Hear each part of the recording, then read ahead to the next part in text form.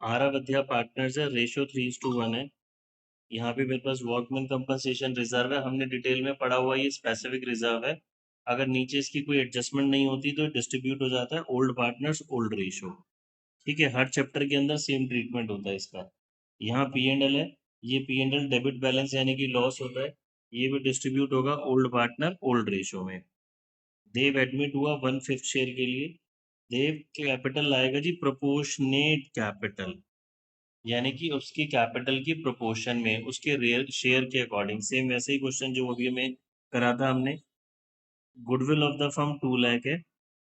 देव अपने शेयर की गुडविल लाएगा जी कैश में। देव का शेयर कितना है 1/5, तो 2 लाख का 1/5 तो 40,000 गुडविल लाएगा। मशीनरी रीवैल्यूड एट 450, ऊपर 390 की थी, मशीन बढ़ गई तो रीवैल्यूएशन के क्रेडिट साइड में प्रोविजन फॉर डाउटफुल डेट्स बनाना है। डेटर का 5%, डेटर 90,000 है, 90,000 का 5% बनेगा 4,500। ठीक है जी, ये लॉस हुआ 4,500 का, बट हमारे पास ऑलरेडी 1,000 का प्रोविजन बना हुआ है, तो अभी रीवैल्यूएशन में कितना जाएगा 3,500। Liability of rupees 3,500 included in creditor not likely to arise.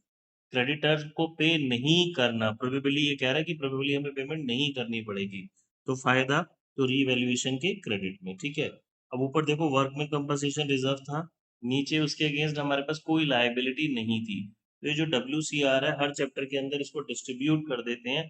अगर कोई लाइबिलिटी हमारे पास नहीं होती तो इसको आप डिस्ट्रीब्यूट कर देंगे ओल्ड पार्टनर्स ओल्ड रेशियो में। ठीक है, चलिए करते हैं शुरू।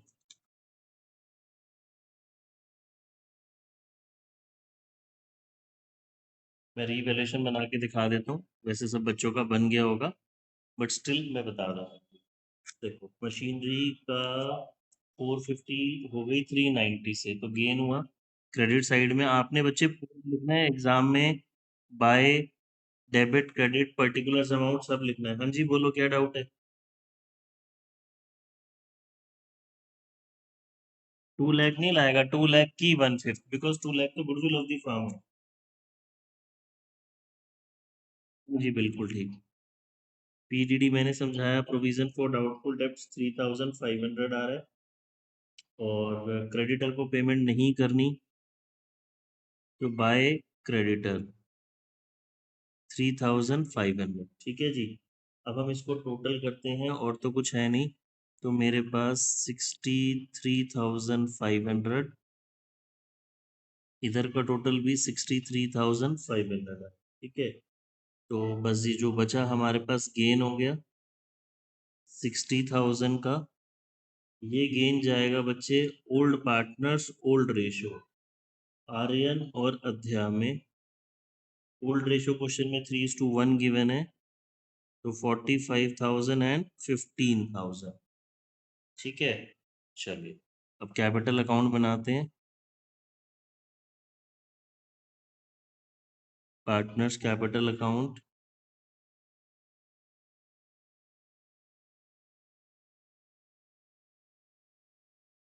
आर्यन अध्या देव, Aryan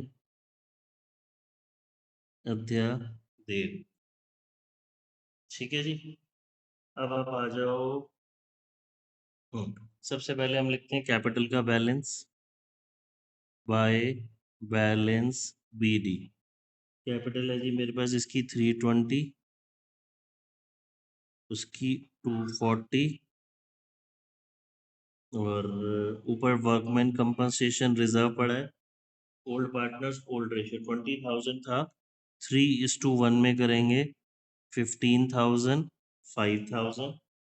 asset side profit and loss पड़ा है ना, तो जो एसेट साइड P&L है वो लॉस हो गया हमारे पास 15,000, 5,000।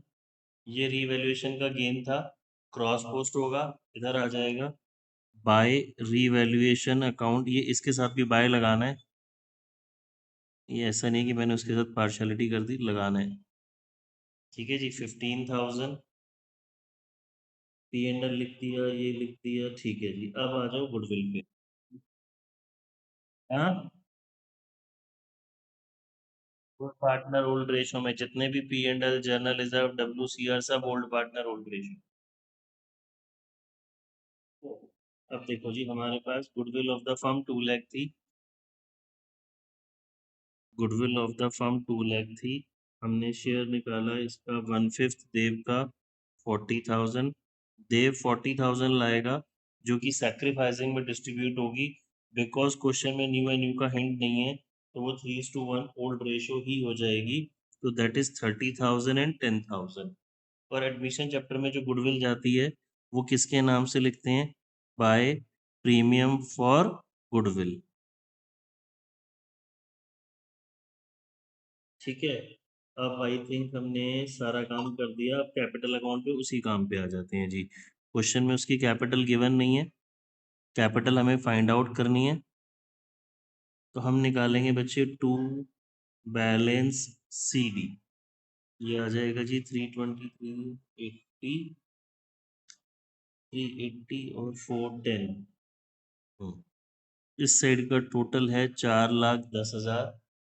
तो इधर का टोटल भी कितना होगा? 4,10,000।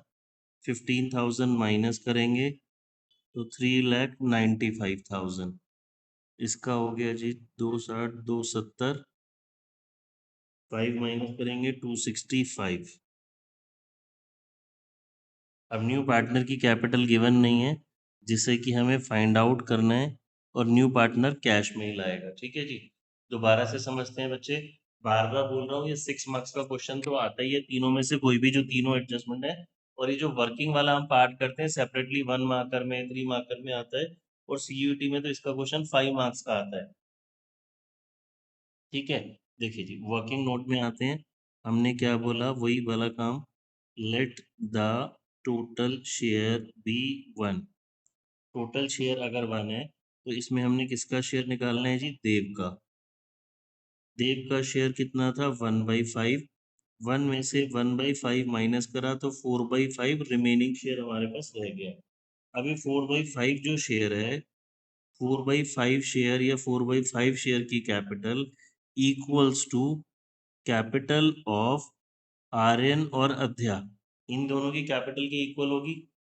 तो 4/5 शेयर की कैपिटल इक्वल्स टू 395 प्लस 265।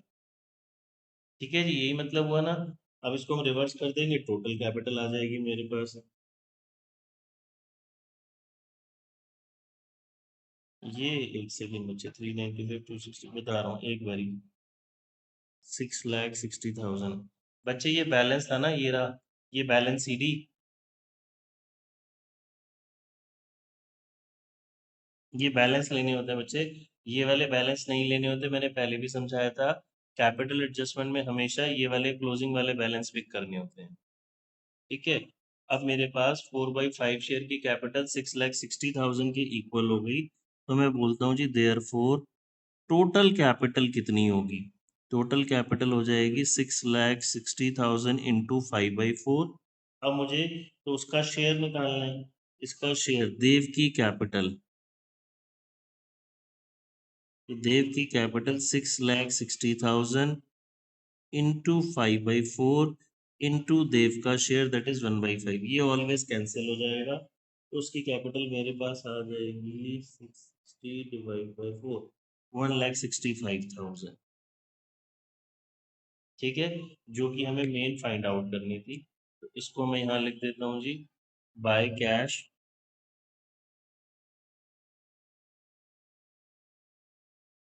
देखो, किसी स्टूडेंट को कोई डाउट है तो प्लीज पूछ लें।